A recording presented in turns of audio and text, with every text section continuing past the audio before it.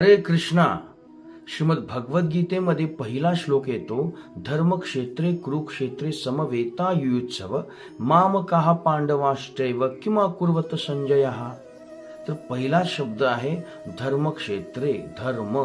तर भगवद्गीता कशाबद्दल बोलते? धर्म. भगवद्गीता धर्माबद्दल बोलते. तर आपल्याला 3 गोष्टी क्लिअर पाहिजेत. एक असतो धर्म, दुसरा असतो अधर्म आणि तिसरा असतो पराधर्म. धर्म म्हणजेच कर्म, अधर्म म्हणजेच विकर्म आणि पराधर्म म्हणजेच प्रीतियुक्त भगवंतांसाठी केलेले कर्म. धर्म म्हणजेच पुण्यकर्म, अधर्म म्हणजेच पापकर्म आणि पराधर्म म्हणजे प्रीतियुक्त कर्म.